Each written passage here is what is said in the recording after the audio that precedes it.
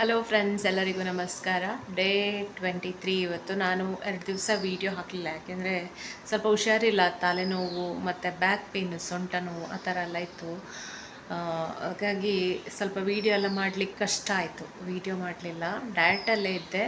ಒಂದು ದಿವಸ ವರ್ಕೌಟ್ ಕೂಡ ಮಾಡಲಿಲ್ಲ, ರೆಸ್ಟ್ ತಗೊಂಡೆ. ಅದು ವರ್ಕೌಟ್ ಎಲ್ಲ ಜಾಸ್ತಿ ಇದ್ದಾಗ ಸ್ವಲ್ಪ ಬಾಡಿ ಪೇನ್ಸ್ ಆ ಥರ ಎಲ್ಲ ಆಗುತ್ತೆ. ಅದು ಮತ್ತು ಬಿಸಿಲಿಗೆ ಹೋಗಿದ್ದೆ, ಹಾಗೆ ಮೈಗ್ರೇನ್ ಅಟ್ಯಾಕ್ ಆಯಿತು. ಮೈಗ್ರೇನ್ ಜೋರಾಯಿತು ಅಂತೇಳಿ ಟ್ಯಾಬ್ಲೆಟ್ ತಗೊಂಡಾಗ ತುಂಬ ಲೇಸಿನೆಸ್, ನಿದ್ರೆ ಬಂದಾಗೆ ಆಗೋದು ಆ ಥರ ಎಲ್ಲ ಆಗ್ತಿತ್ತು ಟ್ಯಾಬ್ಲೆಟ್ಸ್ ಎಲ್ಲ ತಗೊಂಡು. ಆಮೇಲೆ ಈ ತಲೆನೋವು ಬಂದರೆ ಉಂಟಲ್ಲ, ಅದಕ್ಕೆ ಮೆಡಿಸಿನ್ ಅಂತೇಳಿ ಟ್ಯಾಬ್ಲೆಟ್ ತಗೊಳ್ಳಿ, ಏನೇ ತಗೊಳ್ಳಿ, ಮೇಯ್ನ್ ಬೇಕಾಗಿರೋದು ರೆಸ್ಟ್, ನಿದ್ದೆ ಮಾಡಬೇಕು.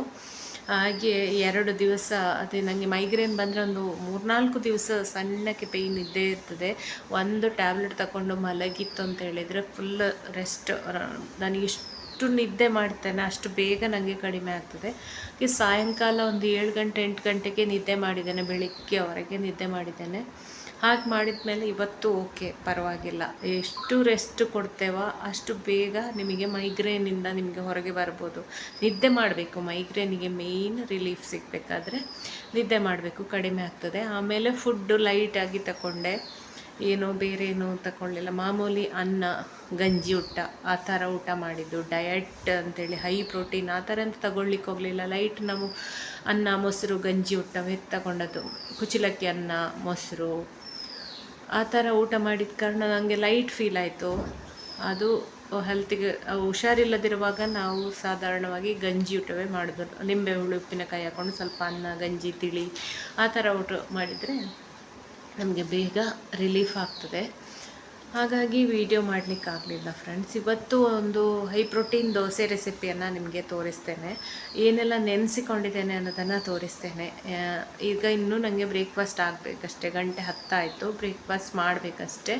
ಎದ್ದು ಈಗ ವರ್ಕೌಟ್ ಎಲ್ಲ ಮಾಡಿ ಸ್ನಾನ ಎಲ್ಲ ಆಯಿತು. ನೆಕ್ಸ್ಟ್ ಬ್ರೇಕ್ಫಾಸ್ಟ್ ಪ್ರಿಪರೇಷನ್ ಏನು ಮಾಡೋದು ನೋಡೋ ಬನ್ನಿ ಫ್ರೆಂಡ್ಸ್. ನೋಡಿ, ಇಲ್ಲಿ ಶೇಂಗಾ 1 ಕಪ್ ಆಗುವಷ್ಟು ಹೆಸರು ಕಾಳನ್ನು ನೆನೆಸಿಕೊಂಡಿದ್ದೇನೆ. ಹಾಗೆಯೇ ಒಂದು ಮುಷ್ಟಿ ಅಂತ ಹೇಳ್ಬೋದು, ಒಂದು ಮುಷ್ಟಿ ಆಗುವಷ್ಟು ಶೇಂಗಾವನ್ನು ತಗೊಂಡಿದ್ದೇನೆ. ಹಾಗೆ ಒಂದು ಅರ್ಧದಿಂದ 3/4 ಕಪ್ ಆಗುವಷ್ಟು ಮಿಲೆಟ್ಟನ್ನು ಹಾಕ್ಕೊಂಡು, ಮಿಲೆಟ್ ಅಂದರೆ ನವಣೆ ಅಕ್ಕಿಯನ್ನು ಸೇರಿಸ್ಕೊಂಡಿದ್ದೇನೆ. ನೀವು ನವಣೆ ಇಲ್ಲ ಅಂತ ಹೇಳಿದರೆ ಮಾಮೂಲಿ ಅಕ್ಕಿ ಆದರೂ ಸೇರಿಸ್ಕೊಳ್ಬೋದು. ನಾನಿಲ್ಲಿ ಮಿಲೆಟನ್ನು ಸೇರಿಸ್ಕೊಂಡೆ. ಮಿಲೆಟಲ್ಲಿ ನಿಮಗೆ ಒಳ್ಳೆ ಫೈಬರ್ ಸಿಗ್ತದೆ. ಹಾಗೆ ನಿಮಗೀಗ ಶೇಂಗಾದಲ್ಲಿ ಒಳ್ಳೆ ಹೈ ಫ್ಯಾಟ್ ಇದೆ, ಪ್ರೋಟೀನ್ ಇದೆ, ಹೈ ಪ್ರೋಟೀನ್ ದೋಸೆ ಇದು. ಹಾಗೆ ಹೆಸರು ಕಾಳಲ್ಲಿ ಕೂಡ ನಿಮಗೆ ಪ್ರೋಟೀನ್ ಸಿಗ್ತದೆ, ಫೈಬರ್ ಸಿಗ್ತದೆ. ಈಗ ಇದನ್ನು ಗ್ರೈಂಡ್ ಮಾಡಿಕೊಳ್ಳುವ. ಸ್ವಲ್ಪ ಒಂದು ಹಸಿಮೆಣಸು ಮತ್ತು ಒಂದು ಸಣ್ಣ ತುಂಡು ಶುಂಠಿ ಇದಿಷ್ಟನ್ನು ಹಾಕ್ಕೊಂಡು, ಸ್ವಲ್ಪ ರುಚಿಗೆ ಎಷ್ಟು ಬೇಕಷ್ಟು ಉಪ್ಪು ಹಾಕ್ಕೊಂಡು ಗ್ರೈಂಡ್ ಮಾಡ್ಕೊಂಡು ಬರ್ತೇನೆ. ಒಂದು ಹಸಿಮೆಣಸು, ಶುಂಠಿ, ರುಚಿಗೆ ಎಷ್ಟು ಬೇಕು ಉಪ್ಪು ಹಾಕ್ಕೊಂಡು ಸ್ವಲ್ಪ ನೀರು ಹಾಕ್ಕೊಂಡು ಗ್ರೈಂಡ್ ಮಾಡ್ಕೊಂಡು ಬರ್ತೇನೆ. ಈಗ ನೋಡಿ, ಹೈ ಪ್ರೋಟೀನ್ ದೋಸೆ ಹಿಟ್ಟು ರೆಡಿ ಆಯಿತು. ಹೈ ಫ್ಯಾಟ್ ಕೂಡ ಇದೆ. ಅಂದರೆ ಈ ಶೇಂಗಾ ಆರೋಗ್ಯಕ್ಕೆ, ನೆನೆಸಿದಂತಹ ಶೇಂಗಾ ಆರೋಗ್ಯಕ್ಕೆ ತುಂಬಾ ಒಳ್ಳೆಯದು. ಹಾಗೆ ಹೆಸರು ಕಾಳು ಇದೆ. ಆಮೇಲೆ ಮಿಲೆಟ್, ಅಕ್ಕಿ ಬದಲಾಗಿ ಮಿಲೆಟ್, ನವಣೆಯನ್ನು ಹಾಕ್ಕೊಂಡಿದ್ದೇನೆ. ಅಕ್ಕಿಗಿಂತ ನಿಮಗೆ ಮಿಲೆಟ್ ತುಂಬಾ ಒಳ್ಳೆಯದು ಆರೋಗ್ಯಕ್ಕೆ. ಅದರಲ್ಲಿ ಪ್ರೋಟೀನ್ ಕೂಡ ಇರ್ತದೆ, ಹಾಗೆ ಫೈಬರ್ ಕೂಡ ಇರ್ತದೆ. ನೋಡಿ, ಕನ್ಸಿಸ್ಟೆನ್ಸಿ ಇಷ್ಟಿದ್ರೆ ಸಾಕು. ಬೇಕಾದರೆ ಇನ್ನೊಂಚೂರು ನೀರು ಕೂಡ ಹಾಕ್ಕೊಳ್ಬೋದು, ತೊಂದರೆ ಇಲ್ಲ. ಚೂರು ನೀರು ಹಾಕ್ಕೊಳ್ತೇನೆ.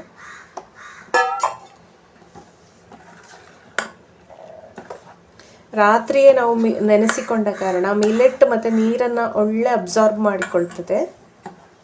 ಈಗ ದೋಸೆ ಮಾಡಿಕೊಳ್ಳುವ ಫ್ರೆಂಡ್ಸ್. ಈಗ ಕಾವಲಿ ಕಾದಿದೆ,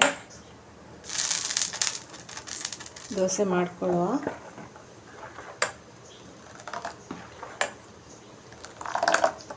ನೋಡಿ,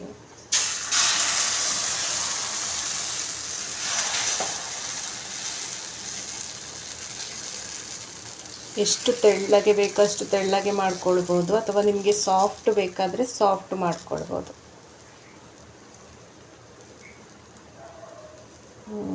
ಎಷ್ಟು ಚೆಂದ ಮಸಾಲೆ ದೋಸೆ ಥರ ತುಂಬ ಕ್ರಿಸ್ಪಿಯಾಗಿ ಚೆನ್ನಾಗಿ ಬರ್ತದೆ. ಇದು ಹೈ ಪ್ರೋಟೀನ್ ದೋಸೆ. ನೋಡಿ ಎಷ್ಟು ಕ್ರಿಸ್ಪಿಯಾಗಿ ಬಂತು ಅಂತ ಹೇಳಿ.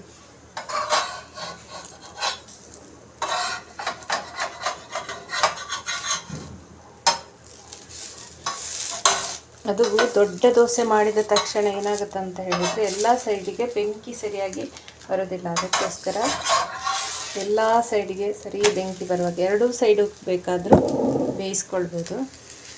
ನೋಡಿ ಎಷ್ಟು ಕ್ರಿಸ್ಪಿ ಥರ ಬಂದಿದೆ ಅಂತೇಳಿ. ನೋಡಿ ಎಷ್ಟು ಚೆಂದ ಬಂದಿದೆ ದೋಸೆ. ಇನ್ನು ಕೂಡ ರೋಸ್ಟ್ ಮಾಡಿಕೊಂಡು ನೀವು ತಿನ್ಬೋದು.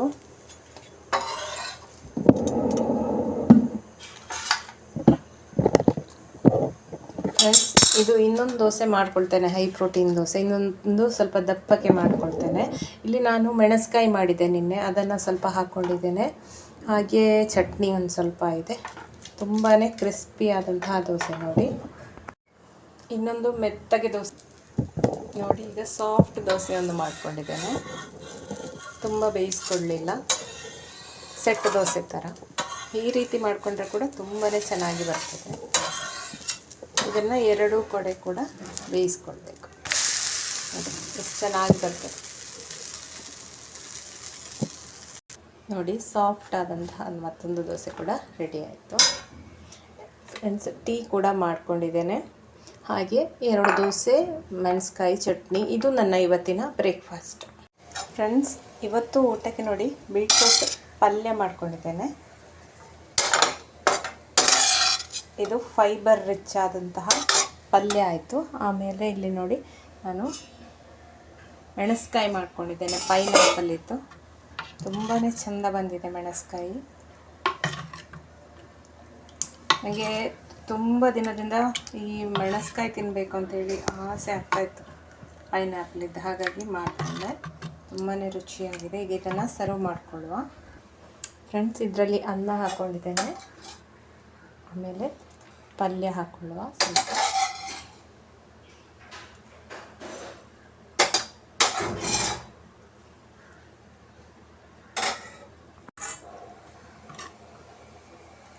ಅನ್ನ, ಪಲ್ಯ, ಹಾಗೆ ಜೊತೆಗೆ ಮೆಣಸ್ಕಾಯಿ ಅನ್ನಕ್ಕೆ ಹಾಕ್ಕೊಂಡು ತಿಂತಾಯಿದ್ರೆ ಆಹಾ, ಅದ್ಭುತ ರುಚಿ.